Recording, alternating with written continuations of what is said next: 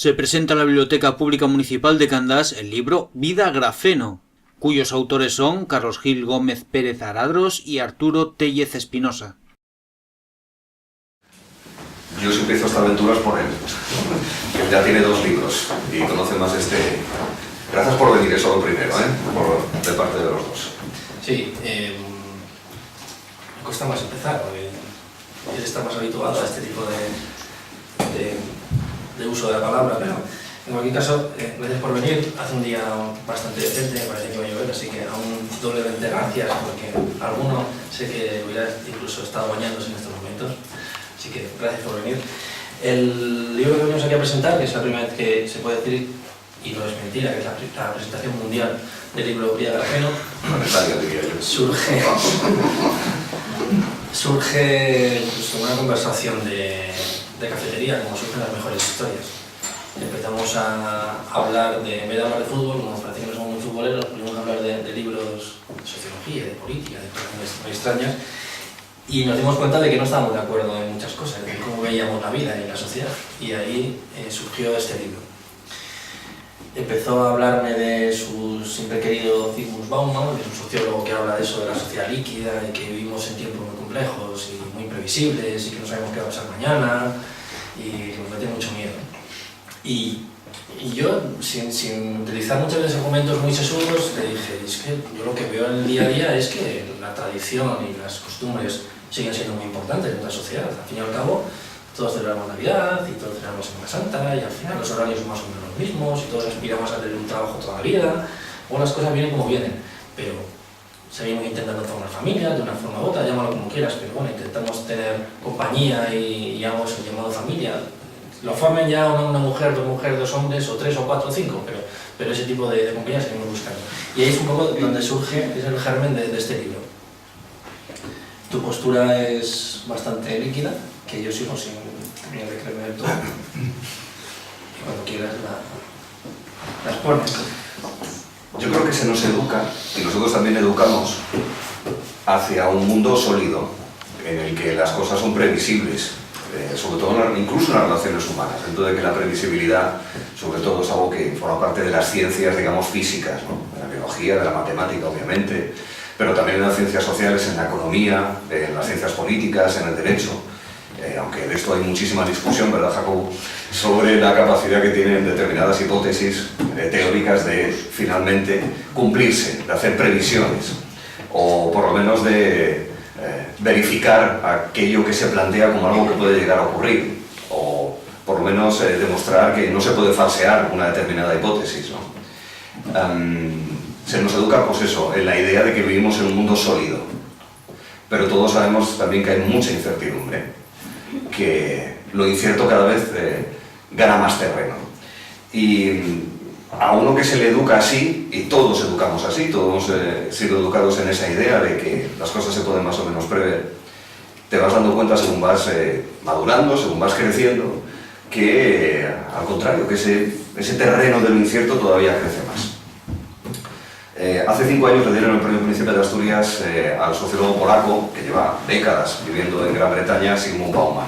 Y él utiliza esa metáfora de la liquidez. Es meramente una metáfora, obviamente, y la contrapone a lo sólido, que hasta ese momento como tal metáfora no se utilizaba, solamente se hablaba de lo sólido por contraposición cuando nace esa idea de la liquidez, para hablar del mundo de lo incierto, ¿no?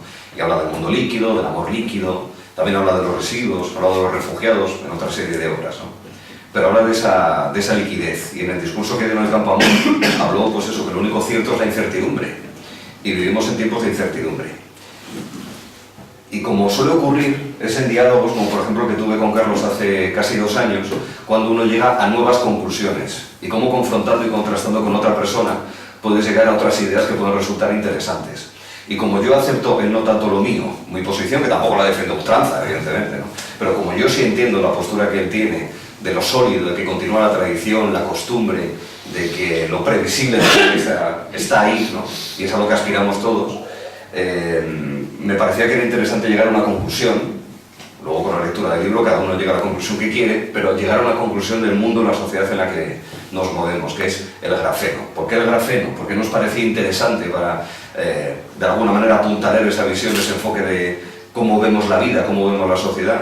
El grafeno, que se conoce desde hace décadas, sin embargo, se halló con conocimientos, o por lo menos para que fuese aplicable a primeros de los años 90, dos científicos de origen ruso, trabajando en Manchester, trabajando con grafito, descubrieron una capa atómica de grafeno. Lo llamaron grafeno por derivación del grafito. Y por casualidad, como muchos descubrimientos científicos, vieron que había posibilidades de aplicación en óptica, los materiales, estas pantallas curvas, ¿no?, que empiezan a utilizarse ya para algunos teléfonos móviles y otros dispositivos informáticos y demás. La producción industrial es complicada porque, bueno, pues yo ni Carlos sabemos de eso, pero sí sabemos que técnicamente es muy difícil una gran producción. Pero es un material prácticamente irrompible, una estructura muy fuerte, pero al mismo tiempo es muy moldeable, es muy útil, es muy maleable, mucho más fuerte y más resistente que el acero, pero al mismo tiempo se puede moldear. Es como el plástico de hace 100 y pico de años, ¿no? Y nos parecía muy interesante para esa visión de lo que tenemos a nuestro alrededor, de la vida social.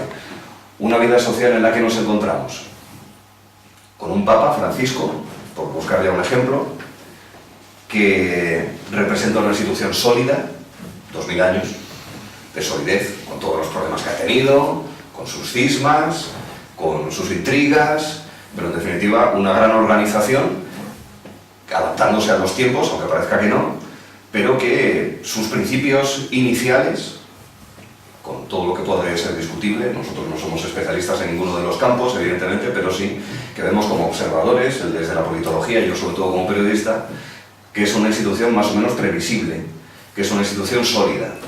Y sin embargo el Papa Francisco dice cosas que nos chocan, ¿no? Él personalmente, no sabemos luego si eso se traducirá en un cambio más radical en cómo la Iglesia Católica se maneja, ¿no?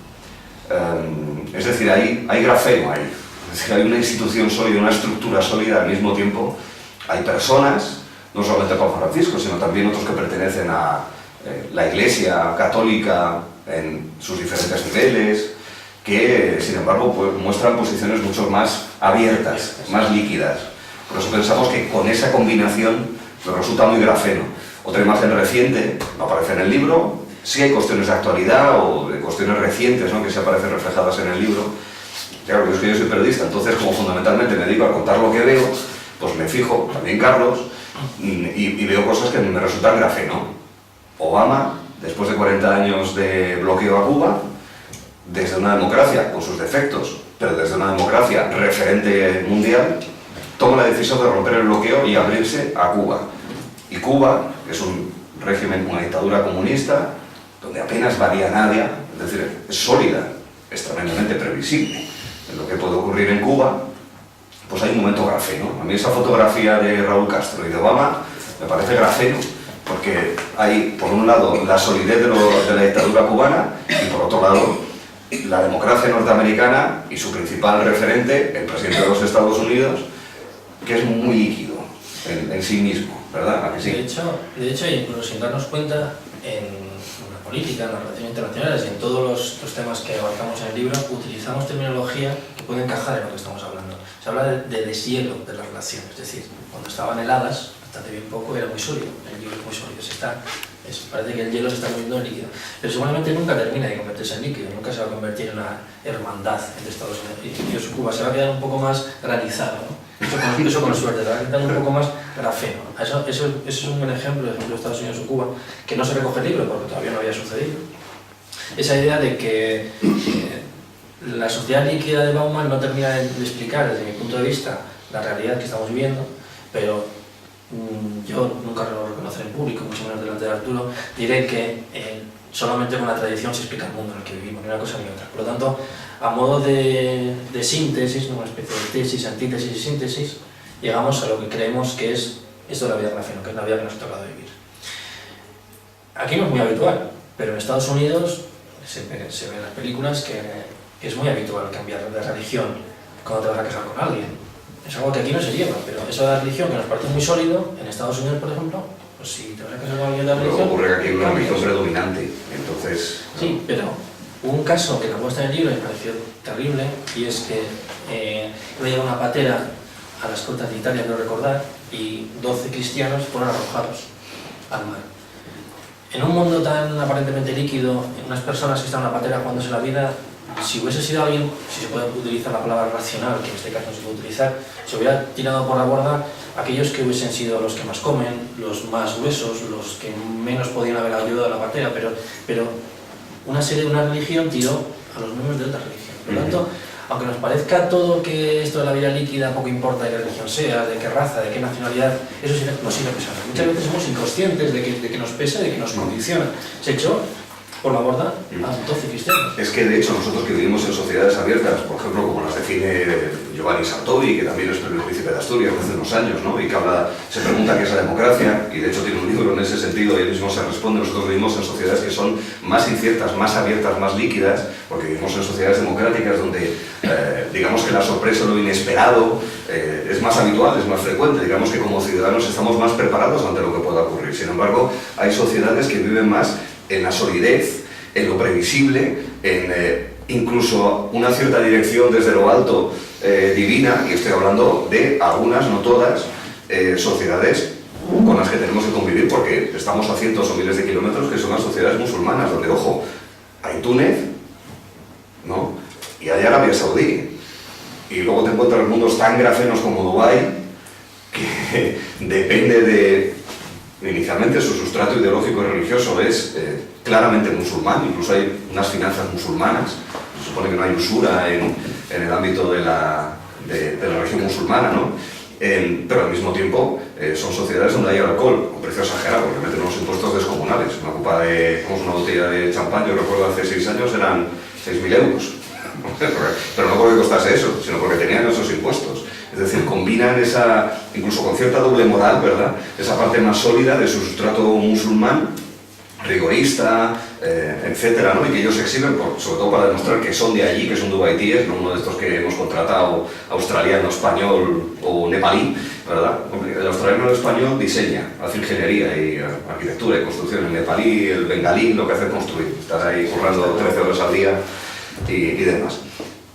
Pero volviendo a lo que hablaba antes, en sociedades musulmanas hay una amplitud tremenda, porque desde Túnez, insisto, donde después de lo ocurrido en el Museo del Bardo, es de las pocas sociedades en las que hay una demostración democrática de ciudadanía en contra del terrorismo, una manifestación. Eso no ha pasado en ningún país musulmán donde ha habido un atentado islamista. No ha salido la gente normalmente a la calle. Hubo el atentado de Marrakech en Marruecos, no ha salido nadie a la calle. Lo de Egipto, no ha salido nadie a la calle para protestar por un acto terrorista, por otras cosas sí, y con las consecuencias que todos conocemos, ¿no? Y te encuentras, y termino, te encuentras con estas sociedades abiertas y te encuentras con el enfrentamiento con sociedades sólidas que quieren ser previsibles, a aplicar la ley divina, en este caso al pie de la letra. Estoy hablando del Daesh, el llamado Estado Islámico, y ahí hay una confrontación de dos mundos donde hay una sociedad abierta que pilla drones y una sociedad sólida. Hombre, David, muy buenas, mi compañero. Y una sociedad sólida que ejecuta degollando al modo brutal, salvaje, antediluviano, a personas que vienen de la sociedad líquida, de la sociedad más abierta, ¿no? Y a mí todas esas imágenes me resultan muy grafeno, es decir, de esa combinación de esos dos mundos. Estos dos mundos conviven, pero tal vez en Occidente se haya podido ver un paso de un modelo a otro, y que nosotros entendemos que no estamos ni en uno ni en otro, sino que estamos en un tercero. Hacía referencia a eso de la síntesis. Un mundo muy teocrático que en Europa también ha habido, hasta reciente poco, gracias a la guerra de religión y a otra serie de revoluciones, que eso sí fueron revoluciones. Parece que se fue abandonando esa visión teocrática de un modo muy, muy lento. Aparentemente ya la ilustración, aunque de una noche para otra eso no pasa, pero parece que la ciencia sustituye esa visión teocrática, y no creemos al sacerdote, pero creemos que sí queremos al científico, y entendemos que estamos en una tercera etapa. Algunos la llaman por modernidad, segunda por modernidad, muchos tipos de denominaciones, pero nosotros utilizamos esta de vía grafeno porque consideramos que es la superación de todos los mundos que estás contraponiendo, ¿no? Y que consideramos que es la mejor forma de interpretar la realidad, porque ni un mundo, como decía, interpreta adecuadamente la realidad, ni otro, ni el muy tradicional, ni el muy líquido. Porque si realmente Bauman tuviese razón, él considera que todo es tan previsible que no tendría sentido tener ningún tipo tipo de vínculo con Claro, él. ojo, que estamos hablando de liquidez, no de nihilismo, porque el nihilismo es, pues eso, la nada, puede pasar cualquier pero cosa, al ser nos dejamos llevar. imprevisible, salvo cosas muy evidentes, tampoco tendría mucho sentido ser de un equipo de fútbol, de pareja, porque al final, como tú sueles decir en las entrevistas, pues las parejas tienden a romperse, hecho por un porcentaje. Tú quieres tocar el tema... Llama a la familia, que, que ha sido muy comentado, ¿no? Sí. No, sin llegar al nihilismo, pero sí que tendría poco sentido incluso volver a las tradiciones. Pero hoy, por ejemplo, leyendo el periódico, buscando ejemplos que no están en el libro, pero que eso me gusta el libro. Sí, que se van encontrando en el día a día. Permite interpretar cosas que aún no han pasado, que están pasando. No tenía sentido aparentemente comprar vinilos, ¿no? Porque ya prácticamente es algo que está obsoleto aparentemente, ¿no? Bueno, pues en 2014 el aumento de ventas en vinilo ha sido de un 85%. Es decir, esas viejas costumbres que conviven. Conviven y tienen que convivir. Y de hecho, cuando se abandonan tradiciones, cuando se van perdiendo, tendemos a creerlas. Es que las creamos, porque es que necesitamos tener un soporte sólido. Es que eso de salir a la calle, y pasa, y eso sí que en el mundo limpio hay gente que desgraciadamente personas que le pasan, salir a la calle sin saber qué te va a pasar, sin tener ningún tipo de colchón ni sin ningún tipo de red, tiene que ser algo terrible. Y Bauman describe esa sociedad en la que la liquidez es tan extrema, es todo tan imprevisible en tu vida que llegas verdaderamente a la esquizofrenia. Por eso, cuando las tradiciones las cargamos, efectivamente, porque el tiempo efectivamente deja de tenerlo, tenemos que crear otras. Y de hecho muchas las importamos de Estados Unidos. Claro, es que también... Pero ni siquiera son mejores de las que dejamos. Dentro, claro, obviamente estamos hablando... Porque nosotros, todos los que estamos aquí, podemos haber viajado, podemos haber leído, podríamos haber reflexionado y demás, pero no dejamos de ser hijos de una determinada cultura dentro de las diferentes civilizaciones que hay en el mundo. Entonces, la interpretamos de esa manera. Puede ser pecado de eurocentrismo en nuestro caso, o occidenticentrismo, si eso se puede utilizar como palabra, me lo permitís. Pero lo cierto es que, en tanto que herederos de esa tradición, vemos el mundo de manera subjetiva, pero desde esa manera subjetiva colectiva, ¿verdad? O sea, no podemos, si tú y yo fuésemos hongkoneses, pues lo veríamos de una manera bien diferente. Mundo muy grafeno, Hong Kong además, ¿no? Es decir, pertenece dictadura, bueno, régimen autoritario, de base comunista, pero con un capitalismo salvaje al mismo tiempo, es muy grafeno, China. Pero curiosamente, si tú hubieras vivido en Corea del Norte y en Corea del Sur, nunca nos habríamos conocido. Eso sí que es grafeno. Claro. El límite, digo, la frontera. O sea, donde están los soldados de un lado y de otro, eso sí que es grafeno puro y duro. Esa zona. Porque claro, Kim Jong-il, o como dijo un político asturiano cuyo nombre no voy a... Claro, Kim Jong-il, esto es una pequeña chanza, el I es I mayúscula y L minúscula. Dijo Kim Jong II. Pensando que no voy a decir quién fue, ¿vale? Pues tampoco tiene mayor importancia. Pero bueno, Kim Jong-il, es decir, eso es sólido, eso sí que es previsible. Si nos ponemos a hacer una coreografía aquí ahora mismo en Candás, ¿verdad? Yo qué sé, Don José se llama, ¿no? No sé si cómo se llama la... Eso es, sí, que hay una lucha entre Cudillero y Candás. José, perdón, de José. Imagínate que hacemos una coreografía para José, ¿verdad? Pero todo es previsible. Claro, tenemos pocos canales de televisión, entonces ¿qué hacemos? Pues bailar. Eso es Corea del Norte. Y todos ciertos, ¿no? Sin embargo, Corea del Sur no. Corea del Sur es esto. Todo el rato, tiquití, tiquití. Esto muy grafeno, más que nada porque muchos aparatos de estos tienen o van a llevar grafeno, ¿no? Corea del Sur como ejemplo, ¿no? de eso, ¿no? Pero seguramente, y vuelvo a esa idea, ni una cosa ni otra. Al final la realidad, por lo menos la que nosotros nos toca de vivir, yo creo que no es ni una cosa ni otra. Al final esa especie de mezcla parece que siempre tratamos de establecer modelos puros, ¿no? Y al final los modelos puros no terminan de interpretar. Quitando Corea del Norte. Sí, pero bueno, cada vez... Corea de arriba, dicen algunos. Sí, pero tampoco creo que se vaya a liquidar en el sentido de bomba, ¿no? No creo que tampoco las sociedades vean a ese mundo imprevisible que por las mañanas... Eso de por las mañanas levantarte y no saber qué va a pasar... Ya. No sé, no hay quien aguante. O sea, yo creo que íntimamente eso es imposible. Pero eso, hay muchos millones de poblaciones en el mundo que sí se encuentran en la situación. Eso sí que describe muy bien, ¿no? Pero yo creo que... A mí me falta un día para seguir conversando, fíjate. Pero bueno. A mí me falta que opine o que comente lo que alguien... Querría decir dos o tres cosas antes. Primero, la verdad es que hemos hablado mucho de relaciones de cosas de ámbito internacional, ¿no? Porque es ahí donde se ve más esa convivencia, ¿no? Yo creo que no vivimos en el mundo de hace 30, 40 años, incluso 20, donde prácticamente no teníamos conocimiento ni imagen de cosas que pasaban en Sudáfrica, en Chile o en Corea del Norte. Ahora recibimos muchísima información y tenemos una visión mucho más global, de globo terráqueo, ¿verdad? Con lo cual tenemos mucha más capacidad para hacer esas comparaciones. Al mismo tiempo querría decir que ese enfoque internacional, hablamos de relaciones internacionales, pero hablamos de poder, hablamos de sentimientos, hablamos de ocio, hablamos de consumo, de economía. No somos especialistas y yo, por lo menos por mi parte, yo siempre digo que yo no busco ningún ámbito académico. Esto simplemente porque soy observador de la realidad. Y en alguna ocasión, y esta es muy buena ocasión, y Carlos me animó a ello, para analizarla, incluso opinar, a un juicio de valor hay que reconocerlo, también hay que incluirlo, ¿no? Y también hay que delimitarlo. También me gustaría decir otra cosa.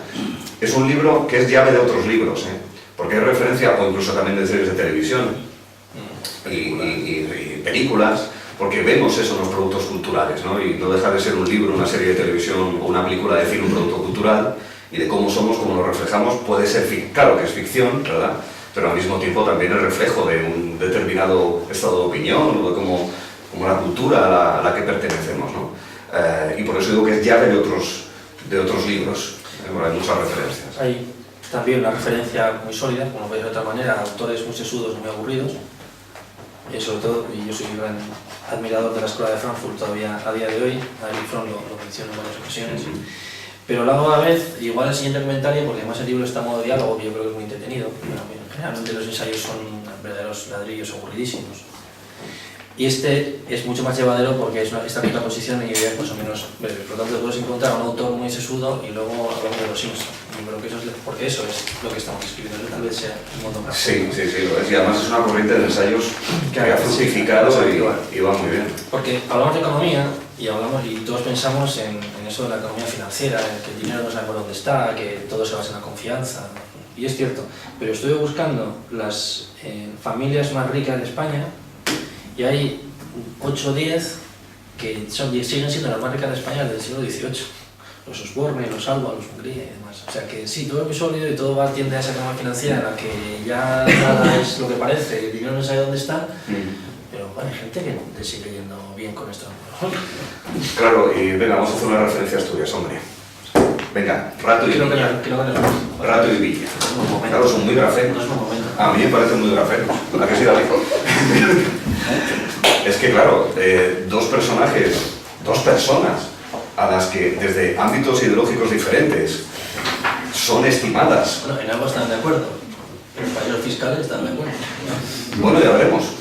Sí, porque primero, la investigación de Rodrigo Rato, primero bajo presunción de inocencia, y en segundo lugar, Villa, menos todavía, porque en el caso de Villa no hay investigación, es decir, hay una investigación de Fiscalía Anticorrupción, pero no ha habido una intervención de la agencia tributaria, no ha habido ni unas horas de detención. Es decir, es distinto, la reacción al menos de las instituciones públicas ha sido diferente. No sé por qué, es decir, o sea, con esto no estoy diciendo, ¿cómo están llevando al cadalso mediático a Rodrigo Rato y mientras tanto este está ahí tan tranquilo? No. Pero la reacción objetivamente ha sido diferente, porque a lo mejor los casos y la repercusión y los indicios delictivos pues son distintos también, ¿no? Pero bueno, a lo que voy, que es sobre todo el enfoque nuestro, son dos personas estimadas por, en el caso de Rato, millones de personas, y en el caso de Villa, por decenas de miles de personas, para las cuales, tanto en un caso como en otro, tremendas sorpresas. Ya veremos a ver en qué termina, pero es evidente que si uno va a una amnistía, que técnicamente no se llama así, amnistía fiscal, es decir, son ingresos que Hacienda no conoce. No son ingresos que vienen de la venta de libros. ¿De dónde vienen esos ingresos? Y claro, luego cuando, en el caso del Rato además, anda que en el FMI se están luciendo. Strauss-Kahn. Ese no robaba, ese tiene otro tipo de vicios, pero está en... Y luego Christian Lagarde, que también le han entrado de la agencia tributaria francesa en su casa a mirar cosas y que también tiene sus follones. Tampoco sabemos lo que buscaba en el currículum de esas personas. Que manejaban bien el dinero, no lo sé. Bueno, sí, luego también hay otra discusión, si es posible que el capitalismo tal y como funciona actualmente, si es posible que funcione sin paraísos fiscales, que probablemente no.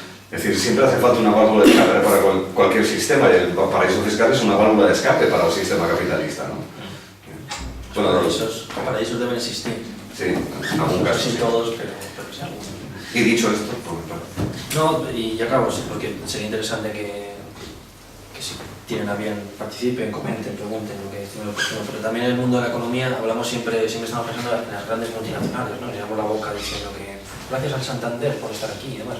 Si te das cuenta... Yo sí lo digo. Que sí, al banco. Al banco, sí. No, y a Santander también, sí, tengo mucho cariño a la tierra. Pero, por supuesto, y gracias a los que han venido de ahí, pero quiero decir, las grandes multinacionales sí las tenemos como un soporte de la economía real, pero es que las pymes, por lo menos en España, las pymes representan el 80% de las empresas, incluso del mercado laboral. Y eso sí que es sólido, ¿no? El autónomo que va por las cadenas grandes es lo que realmente da soporte a la economía, por lo menos a la economía española. No me voy a ejemplo de Santander, pero si el BBV se fuese de España, pues seguramente sería algo muy, muy grave. Yo estoy seguro de que ese vacío lo iba a cubrir el Santander, por ejemplo, por Río Tabaco. Pero si se aparecen el 80% de los fontaneros en España, lo estoy pensando yo que soy chapuzas y no sé ni dónde está la llave del agua del baño, ¿no? Pero por eso que siempre, incluso cuando hablamos de economía, que nos parece como todo muy etéreo, economía financiera, ¿qué será? Pero luego no es tan etéreo ni tan líquido. Sí, pero luego resulta que, hombre, tú vas al cajero y sacas billetes, pero en realidad nuestro dinero no se cuenta en billetes, no hay tantos billetes como dinero tenemos. Son anotaciones en cuenta, son registros electrónicos y nosotros nos fiamos que tenemos el dinero ahí. Sí, pero acuérdate cuando pasamos al euro, que todo el mundo nos ha cambiado los billetes, pero luego dicen, a día de hoy parece, dicen, no sé cuántos millones de pesetas sigue habiendo y tal, y dices tú, pero igual todo este dinero no está en los bancos, está debajo del colchón. Claro. Habría que ver lo que hay en los bancos, el paraíso fiscal, y lo que hay debajo de los colchones. Y eso es que terminamos de desconfiar en cierto modo, y más con lo que ha pasado en los bancos, ¿no? Terminamos de desconfiar en este mundo tan efímero y tan cambiante, y sobre todo tan virtual. Se ve muy bien en el mundo de las relaciones y en el mundo sobre todo del ocio y del consumo, ¿no? La vida es más virtual, es lo que tú dices, es una cuestión de confianza. Tú estás chateando con alguien, intentas ligar con alguien y dices, es que la persona que está al otro lado del chat puede ser quien me dice que es, o puede ser... a saber. Sí, sí. Eso es como muy virtual y al final yo creo que no terminamos de confiar tanto en lo que parece en esto que nos han dicho que es este mundo en el que vivimos. Y ya el último dato, y esto sí lo recogemos en el libro, un estudio de Meeting, de la empresa esta que se dedica a poner contacto a personas, dice que sigue siendo más habitual ligar en bares, o sea, como toda la vida, o en el baile del pueblo, que sigue siendo más habitual ligar en bares que a través de internet. Por lo tanto, a mí eso que no digas que es un muy líquido, al final lo que quieres terminas encontrando en los sitios donde normalmente lo encontrabas, ¿no? Y por mi parte... Ya está aquí, lo siento, Álvaro. Hemos estado de charla poco más de 20 minutos y nada, si queréis hacer alguna o intervenir o en fin, obviamente es el turno del público.